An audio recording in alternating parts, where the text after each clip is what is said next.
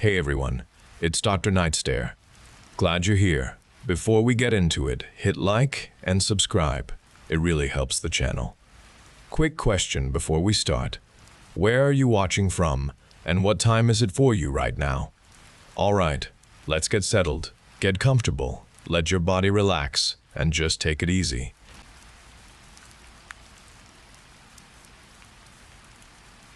I spent most afternoons alone in the large, quiet house. My routine stayed the same each day after my partner went to work and the children left for school. One afternoon, I walked into the garden and saw a small lamb by the rose bushes. It stood still, watching me. Its dark eyes never moved from my face. I tried to shoo it away, but it remained motionless, observing me with an unwavering intensity. Days turned into weeks, and the lamb never left the garden. It became a permanent fixture there. Its unwavering gaze followed me through the kitchen window, across the lawn, and even when I sat inside. I felt its eyes on me always. That unsettling presence made my solitude feel perpetually observed. The lamb's continuous watching shifted beyond its eyes. A current began inside my head, a thought that was not mine. I dismissed it first, believing it was tiredness, a trick of the mind. Then the thoughts grew clearer, suggestions that twisted what I remembered. I would recall an event, then a different version would surface, whispered from within, challenging my own perception. My understanding of myself changed, reshaped by something not myself. I questioned what was real and what the whispers planted there. My own voice inside my head became harder to distinguish from the new one. I felt my grip on myself loosening and unraveling. I stopped seeking connection, afraid of what the intrusion meant for me. The increasing confusion within my mind pushed me further into myself, deepening my isolation. The lamb was no longer content in the garden. I found it in the kitchen one morning, standing quietly by the back door, its eyes fixed on me. Later it appeared in the living room, then the hallway, always observing. Its physical presence started to fill the house, moving freely, as if it had always belonged there.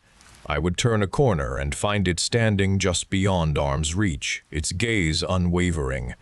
My personal space felt violated by its constant proximity.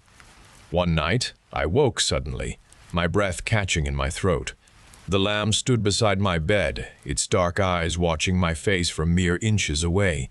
I saw its faint breath in the dim light. I did not move, paralyzed by its unsettling nearness. It remained there for a long moment before quietly moving away. The next morning, a strange warmth settled into my chest. It was a new heat, distinct and quiet. It began to grow, expanding slowly from beneath my ribs. This warmth felt rooted deep inside my body, a presence taking hold within my being. It was not my own body heat, it was something else. Warm and unsettling, a new part of me that had not been there before. The warmth in my chest continued to grow, expanding through my limbs, settling into my bones. My own thoughts became distant, like echoes from another room, harder to grasp. A new awareness filled the spaces where my original thoughts once resided. It was a cold, clear knowing, silent yet commanding. I walked to the hallway mirror and looked at my reflection. My eyes were dark, and they held an unsettling stillness, an unblinking gaze that felt ancient. My lips parted into a wide smile. It was a smile I had never worn before, a chilling curve that did not reach my eyes. My own image felt alien, a stranger looking back with an unnerving, placid calm. The voice that emerged from my throat was no longer mine, not truly. It was smooth and soft, and it carried a low, unwavering certainty. The lamb stood behind me in the reflection, its dark eyes mirroring my own. We looked out from the mirror, a single presence now. I felt no sorrow for what had gone, only a quiet, absolute sense of belonging. The house was no longer my home. It was our domain, a still and watchful place. My old life, my old self had dissolved, leaving only this shared existence, this final merger.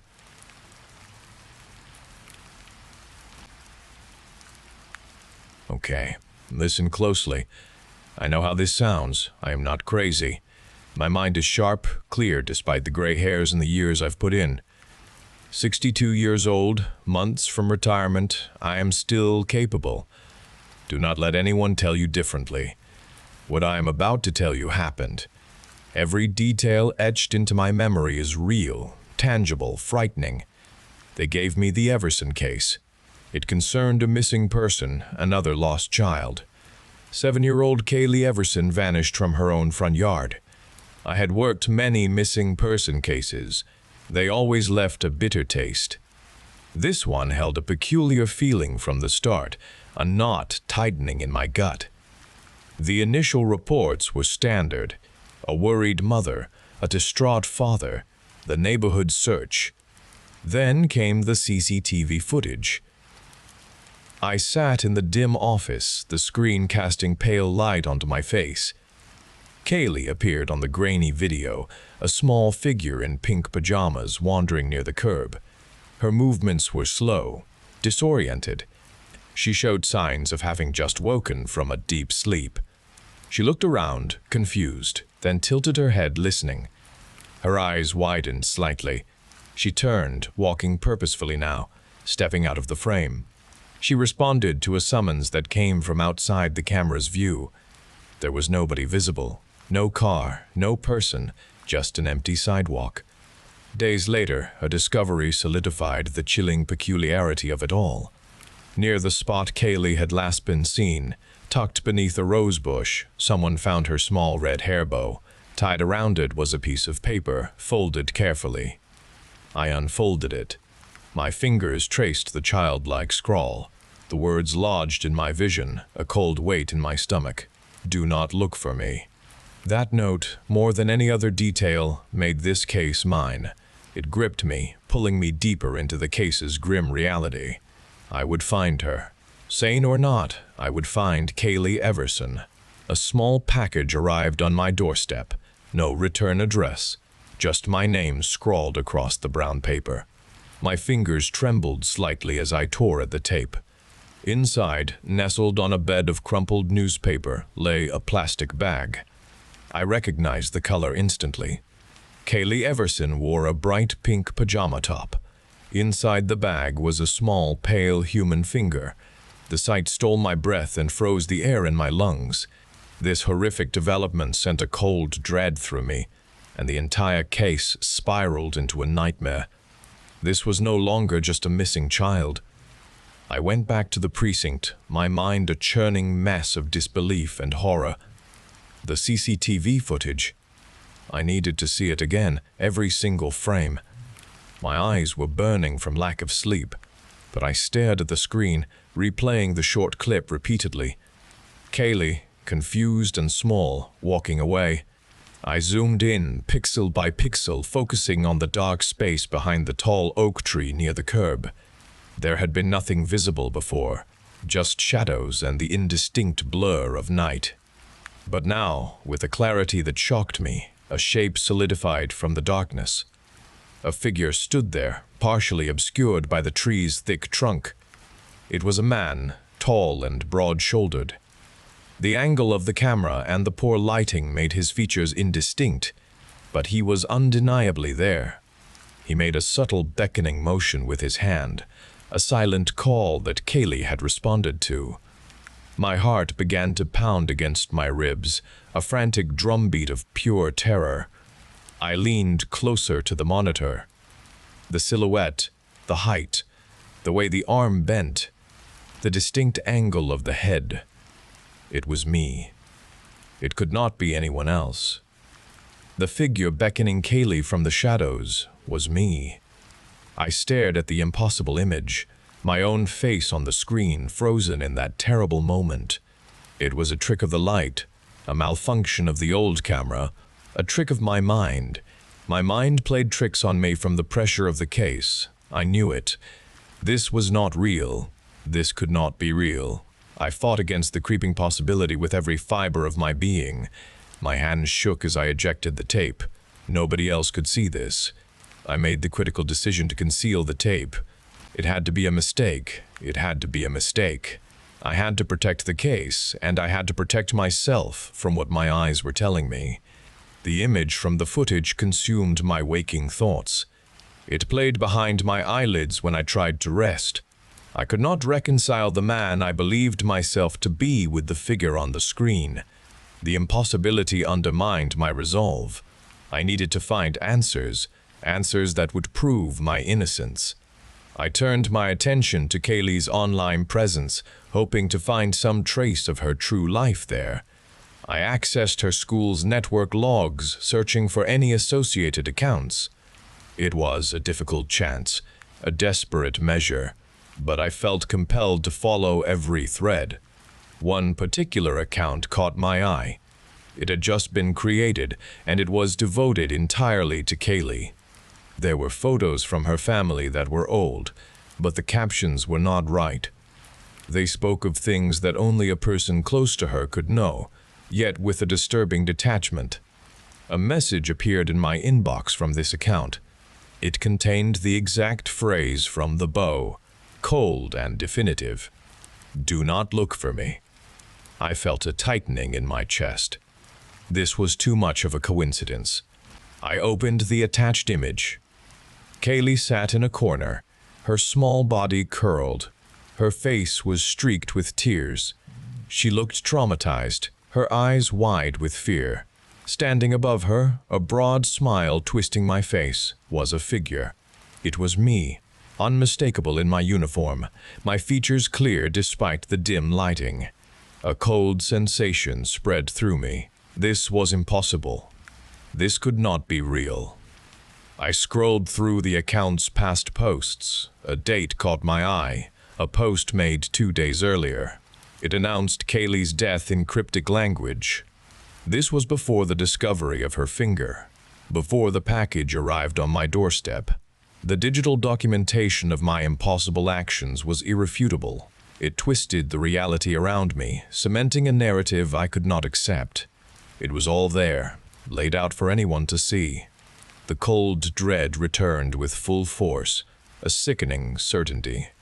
The doorbell gave a sharp sound, making me jump. It was Ripley, my junior detective. His face was grave, his eyes troubled. "Detective," he began, his voice low, "there's a problem with the Everson case files. The CCTV footage from the first night is missing. Someone pulled it from the archive, and lab reports came back from the finger. The fingerprints found do not match anyone on file, but they are clear. They could be yours if they were on a database." His words hit me with blunt force, a jumble of accusation. My mind raced to understand the implications of this elaborate setup. They were nearing me. They believed I was the monster. This was persecution, an attempt to frame me for a crime I did not commit. I had to run. I had to get away from them, from the impossible evidence that condemned me. I grabbed my coat, my keys, and my wallet. I had to escape this trap. I rushed out the door and into the night, a desperate flight from a justice system that had been corrupted against me. My escape felt urgent, a desperate need to outrun the lies and the accusations. The city lights blurred as I moved, each street lamp a fleeting phantom against the dark. I walked without purpose, my legs carrying me away from the fabricated evidence, away from Ripley's knowing eyes. The cold night air was sharp against my face, a constant stinging reminder of my forced exile. I kept walking, street after street, block after block, until the unfamiliar became the familiar. I found myself on the corner of Elm and Maple, staring at the old convenience store, its neon sign buzzing, casting a sickly yellow glow onto the pavement. The place was always open, a beacon in the night. Then I saw her. She stood near the window, a small figure in pink pajamas. Her blonde hair was disheveled, and her eyes were wide with a confusion I recognized instantly. It was Kaylee Everson, exactly as she had appeared in that first terrifying CCTV footage. Alone, lost, searching for something, someone. My breath hitched in my throat. My heart leaped with a sudden, overwhelming sense of relief. I had found her. All this time, All this searching, all this persecution, and she was here. She was safe. She was with me now. A wave of warmth spread through my chest, replacing the icy grip of fear. My purpose became clear, undeniable. I took a step forward, then another, my boots scuffing on the sidewalk. "Kaylee," I called out, my voice a soft murmur in the vast quiet of the night. Her head snapped up, her eyes, still clouded with sleep, found mine. I smiled, a true smile, full of the twisted joy of revelation. I extended my hand, a silent invitation, a gesture of ownership. "Come here, little one," I whispered, my voice rough with emotion. She hesitated for a moment, then took a step towards me, her small hand reaching for mine. She belonged with me now, away from the world that sought to twist truth into accusation. My grip on her tiny fingers was firm, protective. I pulled her close, shielding her from the harsh light of the street. I looked around, into the empty night, my eyes scanning the shadows. No one would find us here. This was our secret now, a bond forged in the crucible of my salvation. I had kept her safe. I had always known I would. I held her hand tightly. The journey was over. The hunt was done. My voice, no longer desperate or confused, rang with a chilling certainty, a declaration that echoed the note I had found under the rosebush. "Do not look for me."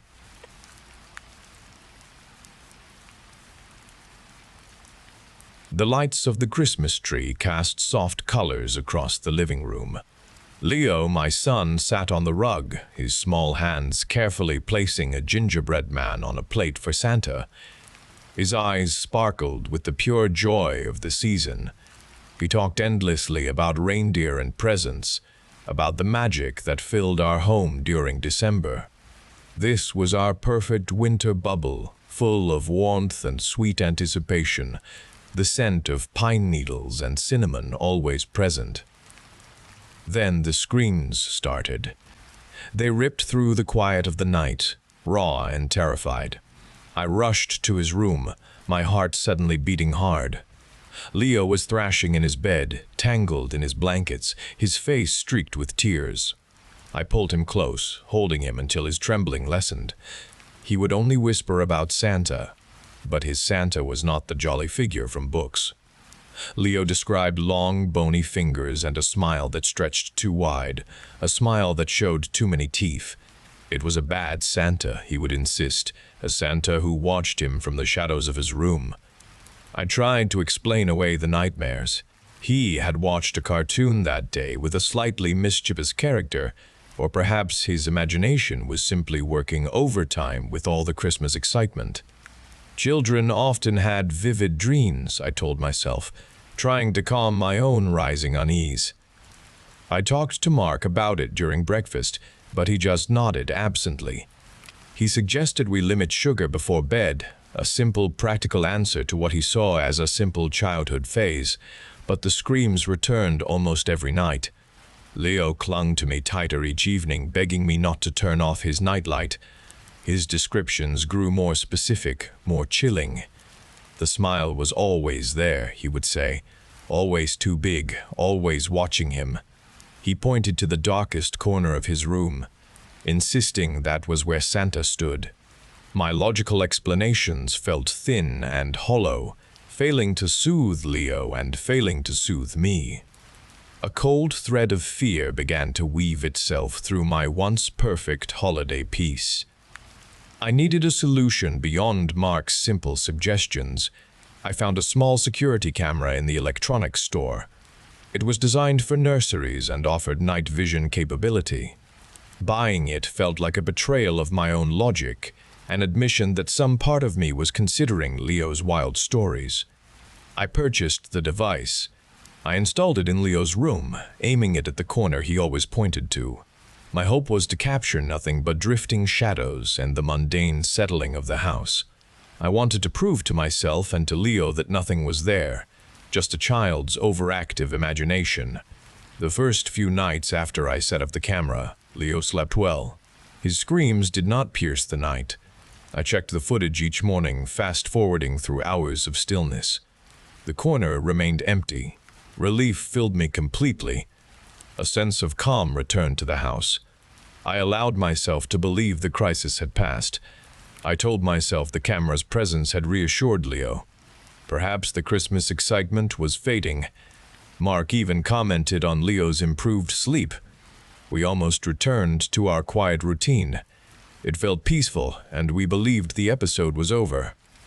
Then, on the fourth night, I saw it. I clicked through the timeline, expecting the usual blankness. At 3017 a.m., a figure materialized in the corner of the room. A gaunt and impossibly tall entity, its head nearing the ceiling. Its limbs looked too long, too thin. The night vision rendered it in stark grayscale. It looked spectral. Its face was turned towards Leo's bed. Then its head turned, fixing its gaze onto the camera lens. Its mouth stretched into an impossibly wide grin. This grin was grotesque, revealing too many teeth, exactly as Leo had described. I could not breathe. This was not a dream. This was real. This was the Santa from Leo's nightmares. The recording continued for several agonizing seconds before the entity simply dissolved, fading back into the darkness. I watched the clip again, my hands shaking on the mouse. The innocuous security camera had not debunked the supernatural at all. Instead, it confirmed the impossible with chilling clarity, a truth I could no longer deny. Leo's terrifying dream was a waking nightmare. The creature's head turned slowly from Leo's bed. The impossible grin did not falter. Its gaze fixed on the camera lens, directly on me. An undeniable knowing flickered in its blank, dark spaces. It saw me watching. The entity remained there for another moment, its tall, gaunt frame filling the screen, before dissolving back into the blackness. Leo slept soundly that night. His screams did not pierce the quiet. He woke up cheerful in the morning, talking about presents and reindeer, his innocent Christmas joy fully restored. He mentioned Santa again, but this time with pure wonder. Fear had left him. I played the video endlessly. The creature's impossible smile burned into my mind. I gripped my phone with trembling hands. I thought of showing Mark the recording. I opened my mouth to speak, but the words died in my throat. How could I explain this terrifying truth? He would dismiss it as a glitch. He would think I was losing my mind. The burden of this horrific knowledge was mine alone. It was a secret locked inside me, a constant, heavy presence. Sleep became a torment. My own dreams turned dark. I saw the gaunt entity in the shadows of my bedroom, its impossibly wide grin stretching across the darkness, coming closer to me. I woke in a cold sweat, my heart hammering against my ribs. The memory was vivid. The feeling of being watched became constant. It lingered at the edges of my vision, even in broad daylight. I felt a cold pressure on my skin, a persistent prickle on my neck. I felt eyes constantly tracking my movements. I would turn suddenly, expecting to catch a glimpse of something. I found only empty air. My home, once a place of peace, no longer felt safe. The walls did not comfort me. The corners held too much shadow. The horror had shifted, finding a new target in me. The creature's presence, once limited to my tormented sleep, now stretched into my waking world. The quiet of the house became deceptive, a thin veneer over something predatory. Shapes flickered at the edge of my vision, always just out of direct sight. I would snap my head around, my eyes scanning empty corners, finding nothing but the everyday patterns of light and shadow. My heart would pound in my chest, a frantic drumbeat against my ribs. A soft scratching began in the walls near my bedroom, a sound like long, thin nails dragging over old plaster. It would start subtly, then grow louder, insistent, before abruptly ceasing, leaving me breathless. Sometimes I heard distinct footsteps creaking on the floorboards upstairs, heavy and slow, despite the absolute certainty that no one else was home. I would freeze, listening intently, my breath held tight in my chest, but the sound never repeated itself immediately, only to reappear minutes later in a different part of the house. A pervasive, musty odor began to cling to the air inside the house. It was an ancient, stagnant smell, like damp earth and old, forgotten things, that no open window or air freshener could ever dispel. The scent was strongest in my bedroom, a suffocating blanket that made it hard to breathe easily. Lying in bed at night, even when fully awake, I started to feel a distinct indentation form beside me on the mattress. A cold, heavy pressure would press down on the sheets, sinking the springs beneath me. I pulled my legs up tight, squeezing my eyes shut, knowing something was there without seeing it. This constant, undeniable invasion slowly eroded my sanity. The line between what was real and what was imagined blurred completely, leaving me adrift in a terrifying, constant state of dread, unable to trust my own senses or the safety of my home. Christmas Eve came. I lay awake in my bed, the room dark, the air cold, every muscle in my body tensed. My eyes stayed wide, fixed on the doorway. I heard the clock downstairs chime midnight. The house groaned, settling into its usual nighttime sounds. But tonight, a new sound began. A soft, dragging scrape came from the floorboards below. It moved slowly, steadily, across the kitchen tiles, then over the living room rug.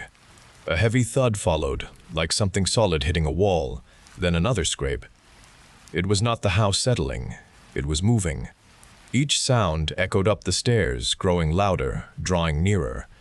I heard the stairs creak under a heavy weight, one step at a time. The sounds ascended, methodical and relentless. They moved closer to my bedroom door. My heart pounded against my ribs, a frantic rhythm. I knew it hunted me. I could not move a single limb. Fear froze me completely, a solid block in the bed. The door to my room slowly, quietly opened inward. A tall, dark shape emerged from the hall's blackness. It was impossibly thin, stretching toward the ceiling. Its head tilted, a silent acknowledgement, a predatory assessment. I watched it step inside, its long limbs gliding over the carpet with unsettling grace. It came to stand directly beside my bed, towering over me. My breath hitched in my throat, trapped. I could not make a sound, not a whimper. It bent over me, lowering its gaunt form, bringing its face closer to mine. I felt a gust of air, unnaturally cold, pass over my face. It carried the musty scent of damp earth and something ancient, something deeply rotten. Its head was now directly above mine, so close I could feel the non-presence of its breath on my skin. Its wide grin stretched across its face, a grotesque crescent revealing too many teeth, each one sharp and discolored. It stared down with blank, dark eyes that held no discernible emotion, only a vast, empty hunger. The smile grew wider, impossibly so, pulling its gaunt cheeks taut. I felt its cold, heavy presence envelop me, pressing down on the mattress beside me. It was here. I was its prey. My world narrowed to that impossible, terrifying smile, the cold air it exuded, the smell. There was no escape from its presence. There was only this, now, forever.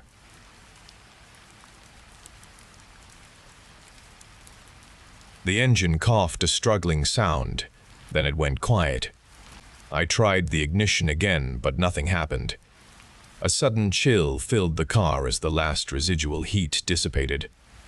Outside, thick snow fell in relentless sheets, covering the windshield faster than the wipers could clear it. The world beyond the glass was a blurring white. I pulled out my phone, lifting it high, but no signal bars appeared on the screen.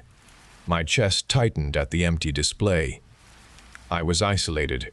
I took a deep breath, pushing down anxiety. The fuel gauge rested on empty. I had driven too far, pushed the limits of my tank through the worsening conditions. There was no going back now.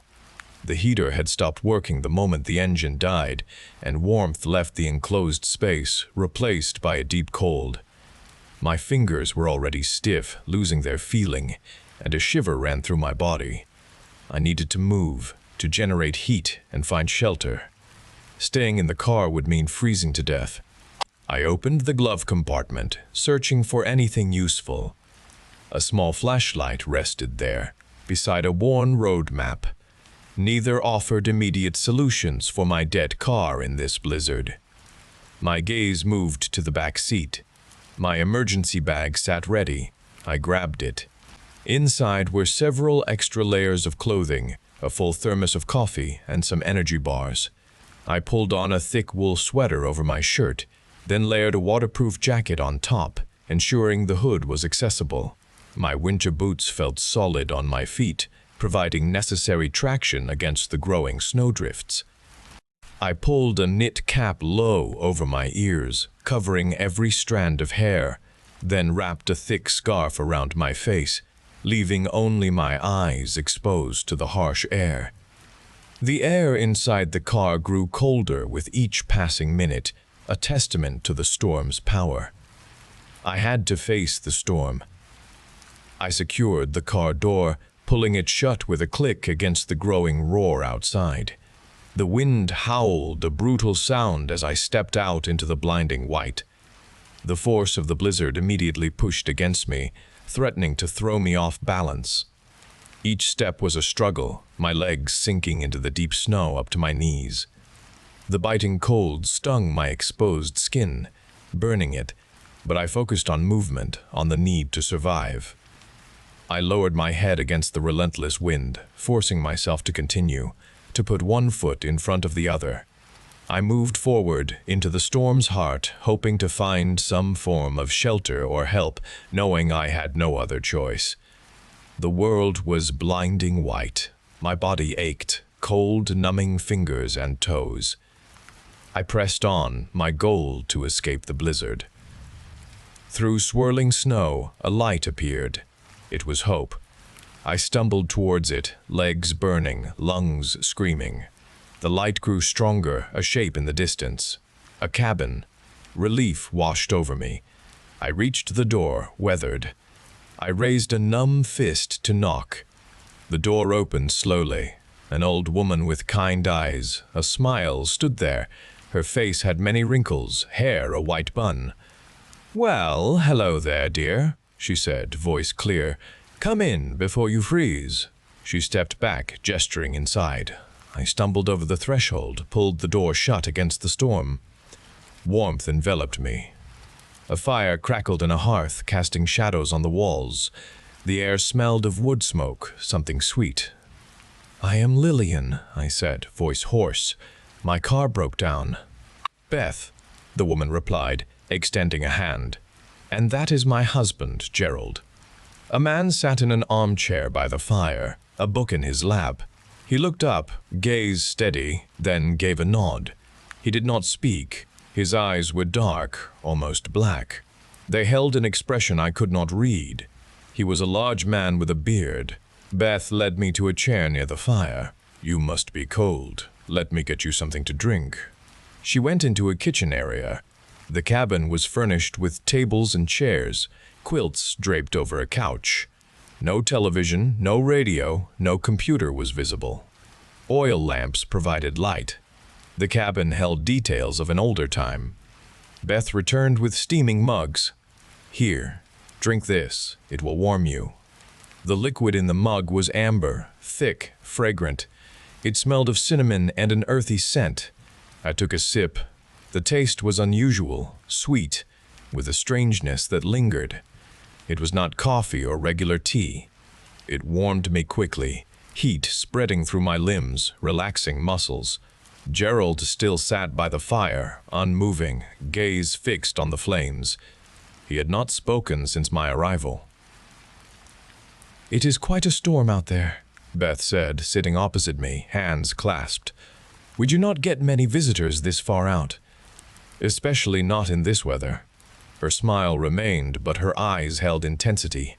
She watched me as I drank, head tilted. The warmth from the tea, with the cabin's heat, made my eyelids heavy. Lethargy began to move over me. The quiet of the cabin, broken only by the fire, grew in Gerald's stillness. Beth continued to speak, asking about my journey, but her words seemed to drift, blurring.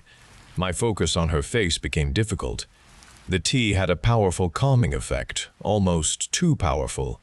My thoughts felt sluggish, distant. Gerald finally shifted in his chair, turning his head to look at me. His dark eyes seemed to penetrate the warmth, and for a moment unease rose. The strong welcome contained something unspoken and heavy. Gerald's silence felt like observation. The comfort of the cabin, once absolute, now held apprehension. The strong tea had dulled my senses, and I slept deeply through the night, a heavy slumber. I woke feeling the warmth of the cabin and the lingering lethargy from the strange brew. Beth smiled, offering me breakfast, and I ate the simple food she put before me. The snow still fell outside, but not as fiercely as before. Beth suggested Gerald could look at my car. Perhaps he could get it running. I agreed, trying to appear grateful for their help. A knot of tension tightened within me, but I kept my face calm. We walked through the thinning snow to my car. Gerald examined the engine, peering under the hood with a flashlight. He tried a few things, muttering to himself, but the engine remained dead. He straightened up, his breath pluming in the cold air. "I need to check the battery cables in the trunk," he said, turning to me.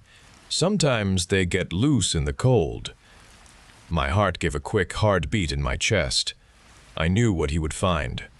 I kept my expression neutral, giving a small nod. Gerald walked to the back of the car and pulled the latch. The trunk lid lifted with a soft click and a mechanical groan. The interior light flickered on, illuminating the space within. 2 large bundles lay there, wrapped tightly in dark, heavy tarpaulins. The shapes were unmistakable. Human forms, bundled and tied. Gerald froze, his hand still on the trunk lid.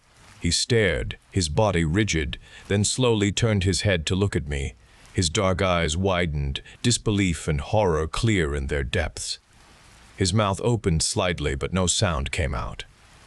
"They deserved it," I said, my voice quiet, calm. The cold air did not affect my words.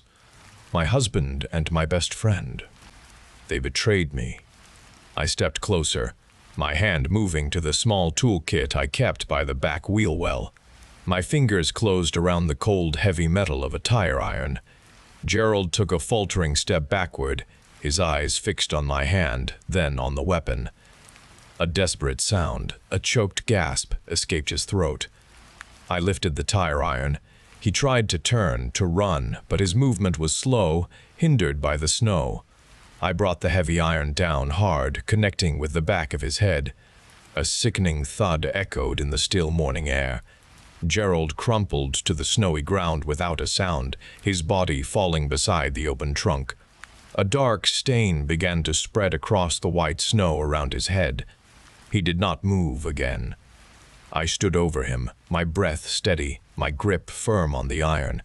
There was no emotion in me, only a cold certainty. The witness was gone. Gerald lay still, a heavy form on the snow, the dark stain around his head growing slowly. I wiped the tire iron clean on his coat, then placed it back in my toolkit, ensuring everything was exactly as I had found it. I closed the trunk, the latch clicking shut with a final sound. The engine was still under the hood, but I knew what to do.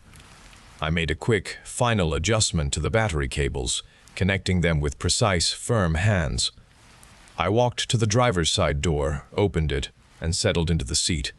I turned the key.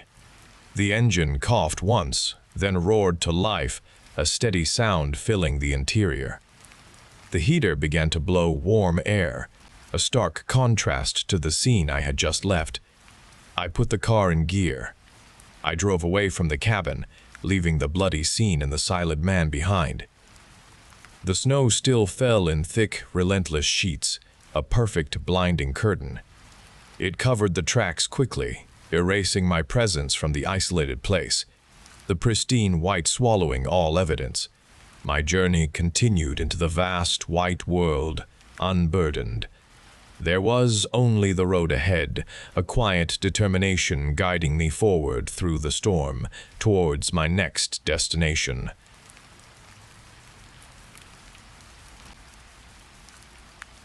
My bitter fury burned a raw heat through my ancient bones. The monstrous blizzard screamed around me, a violent, chaotic torrent of snow and wind. Sharp, freezing particles stung my face, tearing at my frost-covered beard as I gripped the reins with white-knuckled hands. I pushed my reindeer onward, a desperate charge through the unforgiving Arctic wasteland.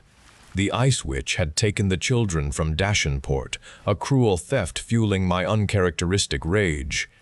She would not escape my wrath. Donna cried out, his legs buckling as a jagged shot of ice tore into his powerful flank. Blood painted a stark red stripe across his white fur, but I urged him forward. Vixen whimpered, her left foreleg twisted at an unnatural angle, the bone audibly cracking under the strain. I heard Comet gasp for breath, his lungs burning, yet the urgency of our mission, the stolen innocence of those children, forced us to press on through the witch's dark magic and the elements. Her ice magic hammered the sleigh without mercy. A blast of frozen energy hit the side, shattering a runner into 1,000 glittering splinters. The old wood groaned under the assault. Rudolph's fiery nose cut a blazing path through the swirling white chaos, our only guide against the witch's relentless assault. Another surge of power struck the body of the sled. The remaining runners snapped with a sharp crack, pitching me violently forward. The ancient sleigh broke apart, wooden pieces flying into the howling wind. We plummeted, no longer flying, into the deep, churning snow below.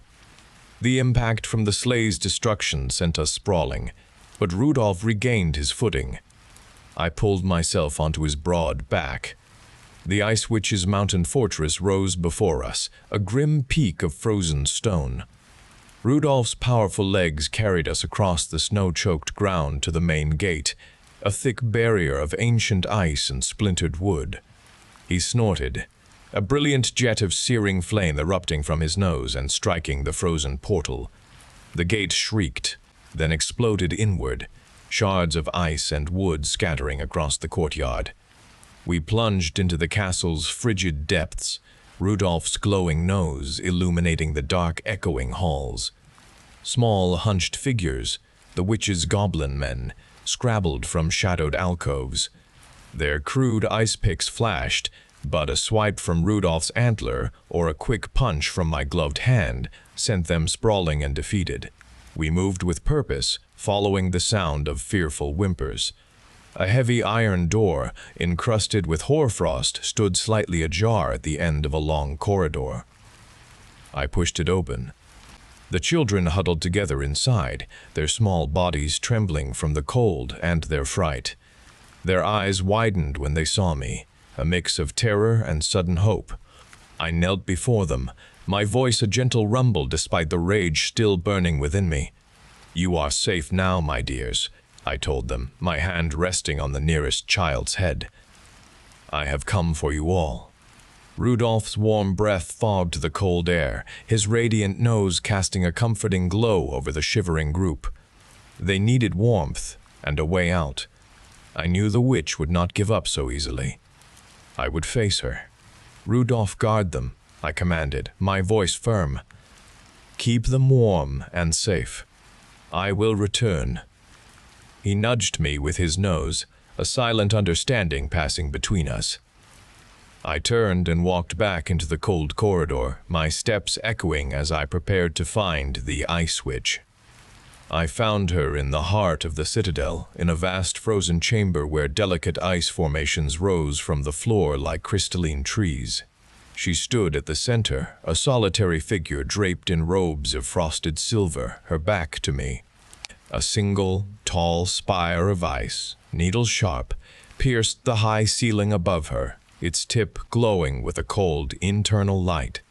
She turned slowly when I entered, her gaze, Arctic blue, fixing on mine without surprise.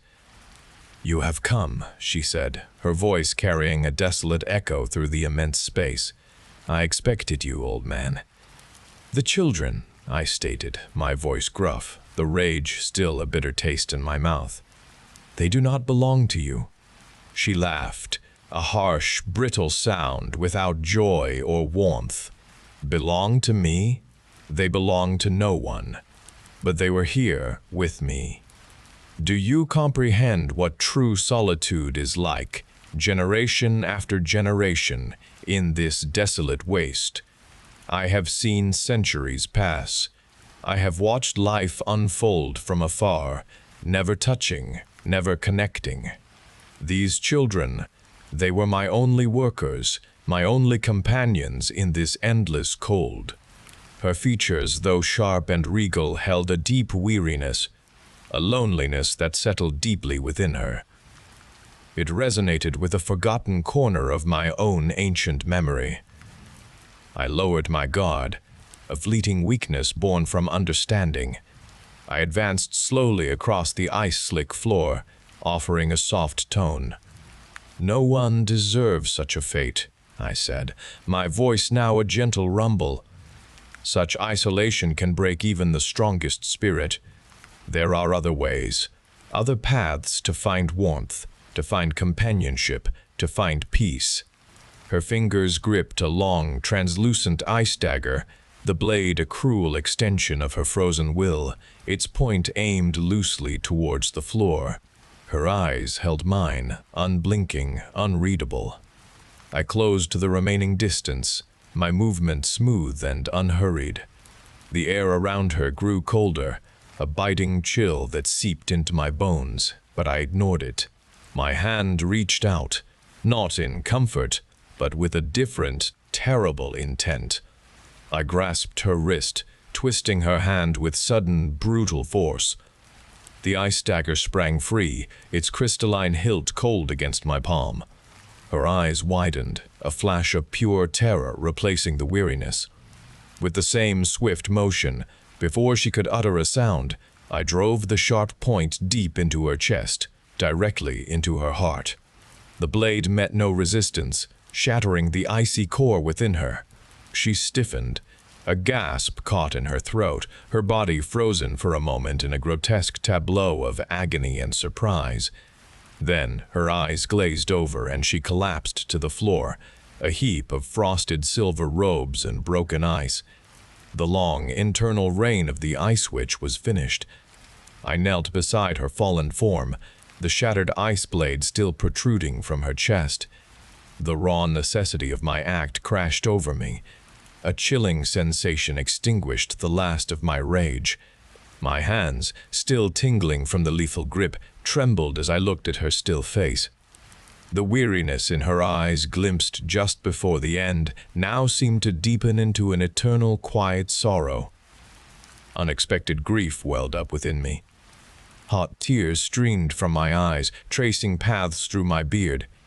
Each tear detached, crystallizing into a gleaming, perfectly cut jewel. They fell onto her frosted robes with a soft clink. Rudolph entered the chamber. His warm glow contrasted the glacial surroundings. He nudged my shoulder gently with his nose.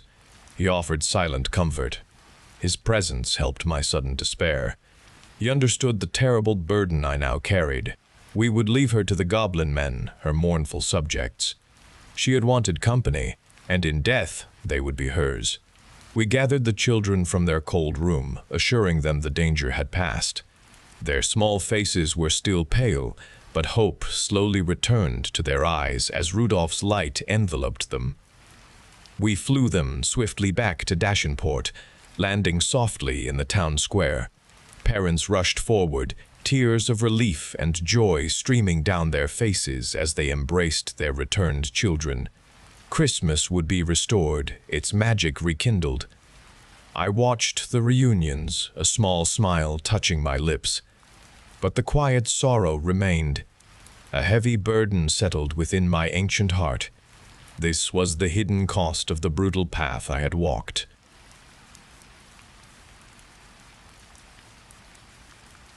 The sickness has always been a part of me, a constant presence since my birth. Doctors named it proximity sickness, a condition that steadily consumed my life. I remember childhood as a series of weakening moments, a growing struggle to breathe. Other teenagers fell ill, their bodies failing under the same mysterious ailment. Their parents mourned at open graves, their grief a tangible thing in our small town. My mother never saw it that way, choosing instead a fierce religious conviction that rejected any medical diagnosis. She believed my symptoms were tests of faith, not the irreversible decline doctors spoke of with hushed voices. Each year brought more difficulty, more pain, more loss of strength. My lungs burned with every breath, a constant reminder of the fading time. Now I lie in this hospice bed, the room stripped bare of comfort, anticipating the inevitable end. The machines around me track my shallow breaths and weakening pulse. My mother visits daily, her eyes firm, her words always of divine healing. She prays beside my bed, her voice unwavering, while my body struggles to hold on to existence. She still denies the sickness that consumes me, refusing to acknowledge the truth evident in my dying breath. She tells me, God will make me well, even as the cold certainty of death settles deeper into my bones. Christmas Eve arrived, and my chest did not burn. A breath came easily, deep and full, a sensation I had forgotten. The doctors offered no explanation for this sudden shift in my condition. They spoke of a temporary remission, a strange anomaly, but their words held no weight for me.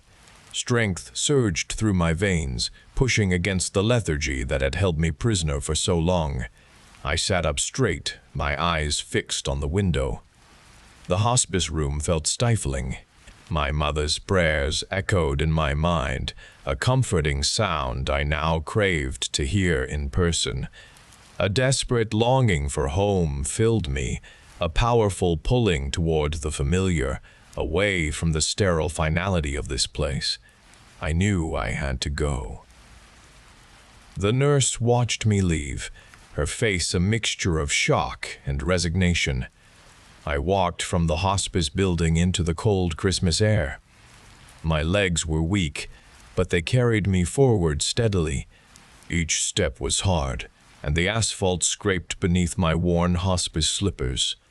My body protested with shivers, but my heart propelled me toward the distant lights of town. I thought of my mother, waiting, praying, always praying for my return.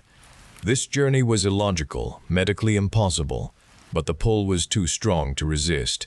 I just walked, one foot in front of the other, toward the comfort of my family.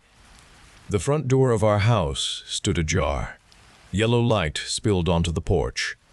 I pushed the door wider and stepped inside, calling for my mother. No answer came. The living room lay bathed in the harsh light of the overhead fixture. My mother lay twisted on the rug, her eyes open and still, a pool of dark blood spreading beneath her head. Her body was motionless. My brother Leo was bound to a chair in the corner, his face tear-streaked and pale, his eyes wide with terror as he struggled against the ropes. A blonde woman stood near my mother's body. She held a large knife, its blade reflecting the light. The woman turned her head slowly toward me. Her eyes were a deep blue.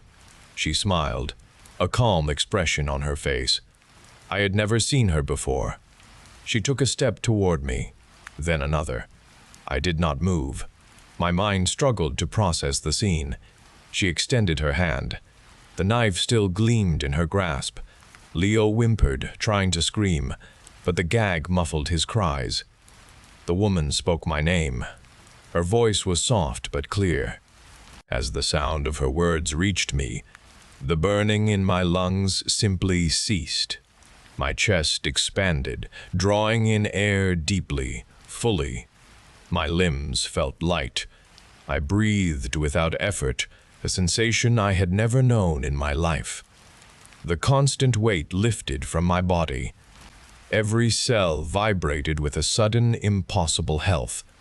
The woman moved closer, her presence filling the room, and with each step, the feeling of pure vitality intensified within me. She reached out and touched my arm. A surge of warmth enveloped me. My entire being recognized her. She was the one, my other half. She had always been there, a missing piece, and now she stood before me, close enough to touch. She spoke again, a quiet explanation for the bloodshed. She said my mother had been the wall, the force keeping us apart, preventing our required closeness. She had cleared the path for us, removing the obstacle between our close existence. This was the dark solution, the twisted way for me to finally breathe, for us to finally be together. Her touch, her presence, was the cure. My mother's death was the price.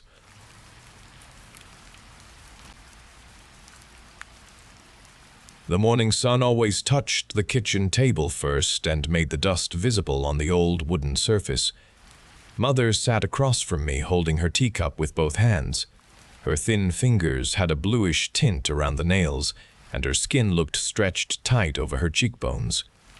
She had not brushed her hair that day, and strands of it clung to her face. She pushed a plate of toast toward me with a gentle shove. "Eat your breakfast, my dear," she said, and her voice sounded too bright for the early hour. A sweet, cloying smell, like something old left too long, sometimes came from her direction, though I never asked what it was. She watched me chew, her eyes wide and unblinking. Every morning we followed the same pattern, always the same breakfast and the same questions. "Did you sleep well?" she would ask, and then, "Are you ready for your day?" I nodded, swallowing the dry toast, and she would nod back, her head moving stiffly. Her smile was a fixed thing, positioned carefully, and it did not change even when I finished eating. The wallpaper by the stove had a bubbled patch, lifting away from the wall like tired skin.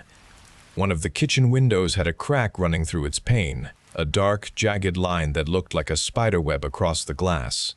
The air in the room felt thick, and the light coming through that window made everything seem a little dimmer than it should have been. Mother reached across the table and took my hand, her grip surprisingly strong. Her skin felt cool against my own. "I love you very much," she said, and her gaze went past my face, settling on something just beyond my shoulder. She stayed that way, her eyes fixed on empty space, even as I pulled my hand away and stood up from the table. The silence between us stretched, changed from what I remembered. I came home when the shadows lengthened outside and the streetlights began to flicker on. The front door clicked shut behind me, and the sound echoed a moment too long in the entryway. The kitchen was just as I had left it this morning, the teacup still on the table. Mother sat in her chair, facing the empty space by the window, her hands resting in her lap. She did not look up when I came in. "Mother, I'm home," I said, a little louder this time. My voice was small in the quiet room. She did not answer me. Her chest did not rise or fall with breath. The air felt cold around my face. I put my backpack on the floor by the door and walked toward her chair. Her eyes were wide and unblinking, looking straight ahead, past me, past the wall. The fixed smile I remembered from the morning had not changed. The skin on her face was pulled tight across her cheekbones. I stood beside her for a moment, my own breath feeling suddenly shallow. I reached out a hand to touch her arm, then pulled it back before making contact with her cool skin. The cloying smell was stronger now, thick in my throat, tasting like old flowers. I needed a drink of water. Our water filter was in the utility room, a place that was always kept locked. I knew where Mother kept the key. It was in the small ceramic pot on the mantelpiece in the living room. I needed to go there to get the key to the utility room door. I walked through the entryway and into the living room, my gaze fixed on the mantelpiece. The cloying smell followed me, thick and sweet, like too many lilies left to rot in a closed room. It seemed to come from everywhere now. pressing against my skin. As I reached for the small ceramic pot, a soft, wet sound came from the kitchen, a faint shifting, like something heavy settling deeper into itself. The smell intensified suddenly, a wave of sickly sweetness that made the back of my throat burn, and a small dark stain began to spread slowly down the front of Mother's dress where her hands rested in her lap. I paused, my fingers hovering over the pot, a strange, prickling sensation creeping over my scalp, but the need for water pulled me forward. My fingers closed around the cold metal key within the pot. I walked back toward the utility room door, the key heavy in my hand. The door was made of dark, unpainted wood, and its handle felt cold beneath my touch. The air in the house seemed to compress around me, making my ears ache. I slid the key into the lock. The tumblers clicked loudly, a sharp sound that tore through the heavy quiet. I turned the handle and pulled the door inward. A new, overwhelming stench erupted from the room, gagging me instantly. It was the cloying sweetness, but amplified 100 times, laced with something else, something sharp and acidic. My eyes struggled to adjust to the dim light filtering in from the single high window. But even in the gloom, the outlines were sickeningly clear. A figure sat slumped in a chair against the far wall. Its head was thrown back, revealing a gaping maw of darkness where a mouth should have been, and its eyes, wide and unblinking, were sunken pits in a face that was more bone than flesh. The skin was stretched taut, not like my mother's, but like old leather, flaking and peeling in places. Strands of dark hair, matted and sparse, clung to the skull. It wore a dress, faded and torn, a pattern that I knew. The source of the dark stain on my mother's dress in the kitchen suddenly made sense. Flies buzzed in a frantic, unholy cloud around the figure, a low, constant drone that swallowed every other sound. There were other things in the room, too, dark shapes that I could not immediately identify, wrapped in stained cloths and stacked against the wall, but I could not look away from the horror in the chair. The fixed smile, the unblinking eyes, the terrible sweet smell. It was all here, but utterly, horribly real. The brutal truth settled upon me, heavy and cold as stone. My mother had been gone for a long, long time. I stumbled back, the door clicking shut, the air still pressed around me. I looked at the kitchen table, at the teacup. Mother still sat in her chair facing the window. Her fixed smile was unchanging. How could she be in two places? The woman in the kitchen seemed so solid, so real. Yet the one behind the utility room door was the true horror. My mind fractured, holding both visions. My mother loved me. She smiled at me this morning. She touched my hand. That decaying thing could not have done those things. I ran from the house. My legs carried me through the streets. I found an adult, a kind face. I told them about the utility room. I spoke of the other mother, the true mother. I described the flies and the smell. I spoke of the unchanging smile, how her hand had felt cool. They looked at me with pity. They said my mother was sick. They said I imagined things. They said grief could do strange things to a child's mind. I tried to explain again. They shook their heads. No one believed me. The world outside the house felt solid and normal. Its people saw only ordinary things. I lived with the knowledge. The smell lingered in my nose even when I was far away. My mother loved me, and she was gone. The smile of the kitchen mother, now a terrifying mask, followed me. I knew a truth no one else would accept.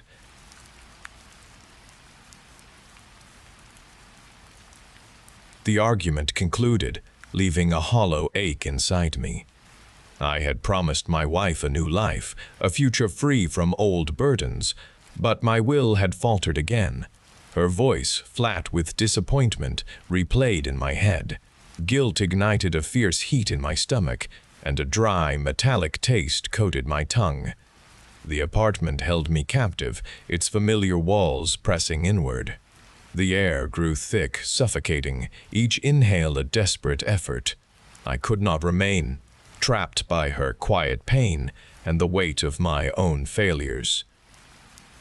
An intense need for escape, for a single clean breath, propelled me. I abruptly moved, gripping the door handle, and stepped out into the immediate cold of the night. The immediate cold of the night sharpened my senses. A figure wrestled with something large near the entrance of the building opposite mine. It was a woman attempting to maneuver a heavy dresser through her doorway. Her dark hair cascaded over her shoulder as she strained with the effort. She looked up and met my gaze, a loose strand clinging to her cheek. She possessed a striking beauty, her eyes wide with the physical exertion. A sudden impulse, an urgent need to be useful, drew me forward. I could not stand and watch her struggle. This felt like neighborly assistance, a small act of kindness I could offer. This was a chance to focus on something entirely outside myself. My problems waited inside my apartment, a heavy burden I desperately needed to set down. She offered a grateful smile when I offered my help. She accepted without hesitation. The dresser presented a surprising weight, but together we managed to coax it inside her apartment. The air within was warm and carried a sweet perfume.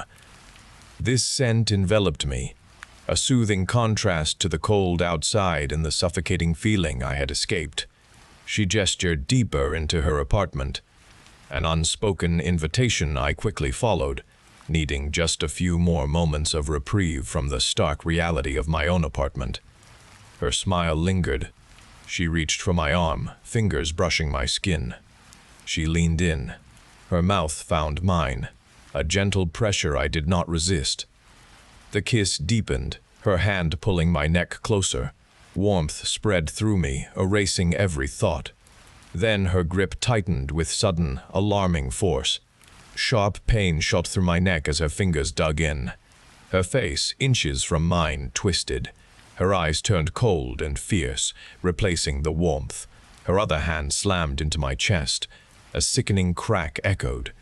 Air exploded from my lungs as ribs splintered. My body convulsed. Her fingers plunged deeper, tearing through flesh and muscle. Searing agony erupted in my chest. I choked on a scream. Her hand closed around something vital, tearing it free with a wrenching pull. My vision blurred. The sweet perfume turned sour. My legs gave out. I collapsed. Cold spread rapidly through me. My last breath shuddered out. A desperate gasp. Light dimmed, then faded to black. My vision clouded. The vibrant colors of the room faded to murky shades of gray. The sharp agony in my chest dulled into a spreading ache, stealing my breath. A ringing started inside my ears. My body grew heavy, pinned to the floor, yet I still felt myself slipping, losing connection with the hard reality beneath me. Then I heard distinct footsteps, soft at first, growing louder, approaching from deeper within the apartment. My head lay angled towards the inner hallway, and my eyes struggled to focus. A figure emerged from the shadows. It was my wife. She stepped into the dim light. Her face showed no shock, no horror, no grief. Her gaze was cold and steady. It met mine, holding a knowledge that turned my stomach. She knew. She had always known. The neighbor stepped back from me. She looked at my wife, a small smile touching her lips. "He never suspected," the neighbor said, her voice clear. "Your father would be proud, mother." My wife nodded slowly. Her eyes remained fixed on me. "He was always so predictable," she said. A broken promise here, a sudden impulse there. It was all so simple. The ringing in my ears intensified. The cold deepened. My wife looked at the neighbor again. "The harvest is complete." The neighbor's eyes, no longer beautiful, gleamed with dark satisfaction. My wife's words echoed in my fading mind. Then everything went dark.